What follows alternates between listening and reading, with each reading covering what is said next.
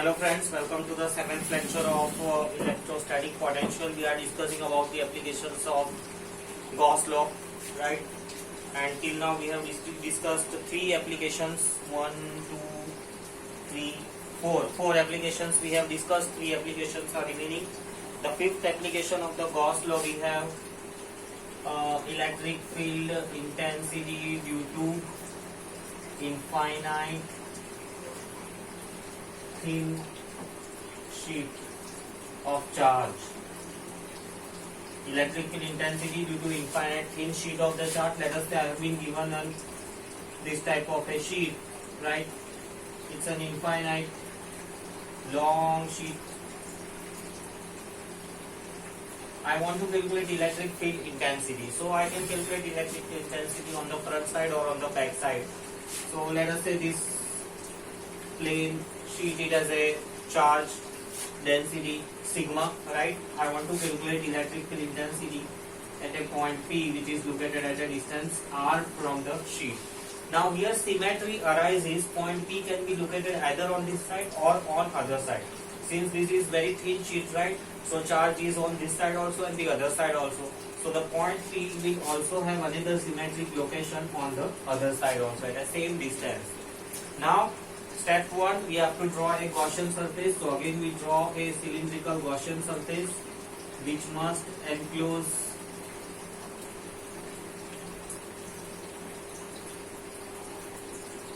so I have drawn a cylindrical Gaussian surface. This is a cylindrical Gaussian surface, right?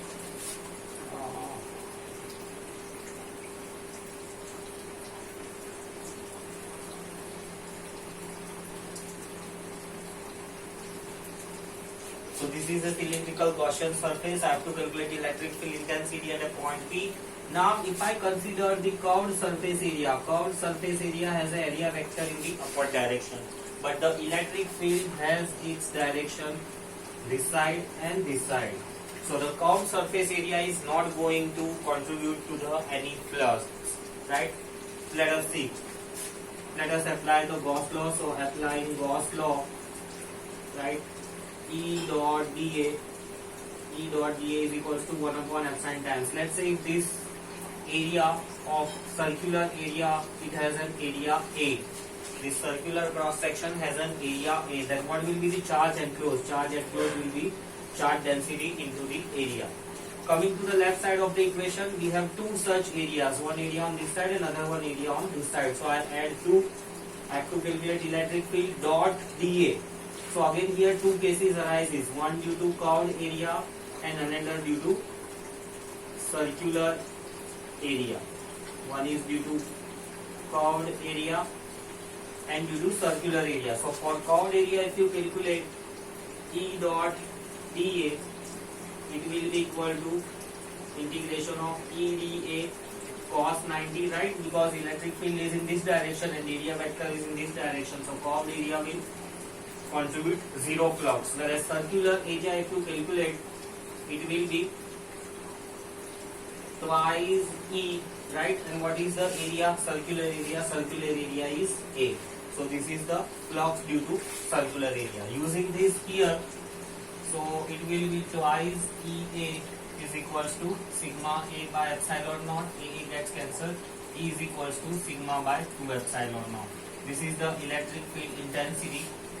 Electric field intensity is magnitude due to this, and the direction is away from the sheet. You can write down inverse direction, sigma by 2 epsilon naught, right?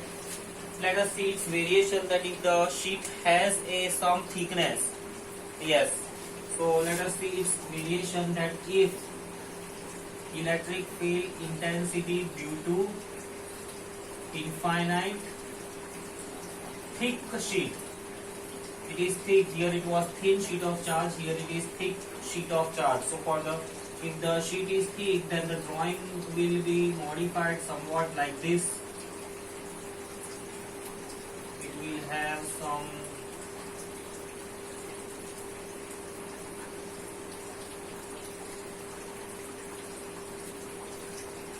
right. So there are now two surfaces. So what will be the electric field intensity here? on other side. So since there are two surfaces, electric field here will be due to this first surface E1 and the other surface E2. Right? Electric field due to this and the other surface will also add up the electric field E2. So both of them will be added up.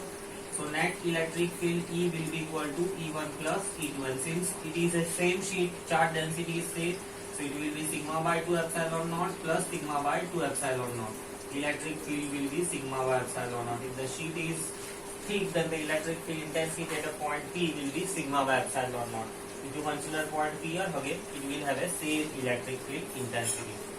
And the next one, seventh one, we have electric field intensity due to two infinite sheet. Is due to two infinite sheet. So here, right, I have two different sheet. Such type of, there is one sheet here kept, right, and there is one more another sheet of the charge kept here, right. So for both these, let us say this one has a charge density sigma 1, this has a charge density sigma 2. Now I will calculate electric field intensity at a position 1 and then at position 2, which is between the sheet, and then this position 3, which is this side, right. So let us try to calculate electric field intensity at a point 1. So electric field intensity at first position. So due to, let us say, both of them are having positive charge densities, right, then what will be the electric field here due to this? This is, let us say, second one and first one. So due to first one, electric field is in this direction. Also due to this second sheet, the electric field is also again in this direction. For third one, if you see, due to the first sheet it is again in this direction, and due to second sheet also electric field is in this direction. But in the center part, if you see, electric field due to the first one will be in this direction, and electric field due to second sheet will be in opposite direction. Right? This is the direction of the electric field I have brought. Now please see that in all these derivations, nowhere we have discussed about direction. Directions we just justify from their diagram. So here we consider that electric field will have a net direction towards the right side. Here the electric field have a net direction towards left side, and here direction will be decided based on the densities. Whichever density is large, direction of that sheet will dominate. So let us calculate electric field intensity at a first point. What it will be? So at first point it will be again electric field intensity will be E1 plus E2. Now I know that due to this sheet of charge I have already calculated, here it is sigma by 2 epsilon naught, and here it is sigma by 2 epsilon naught. So it will be sigma 1 plus sigma 2 by 2 epsilon naught. This is the electric field intensity. Then electric field intensity at position number 3, if I discuss, again it will be same as this, sigma 1 plus sigma 2 by 2 epsilon naught. But if I discuss electric field intensity at this position 2, what it will be?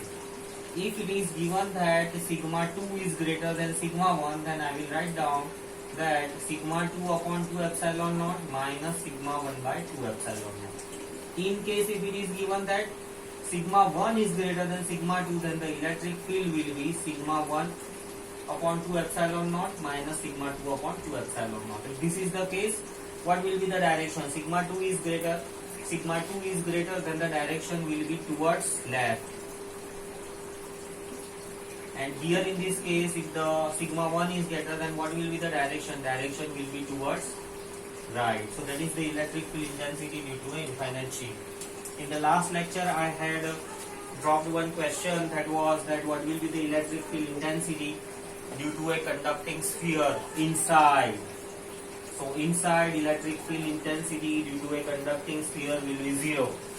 How, why, that all the things will conclude in the next chapter that we are going to start with is capacitance. So if you have liked our video, please share, comment and subscribe. Thank you.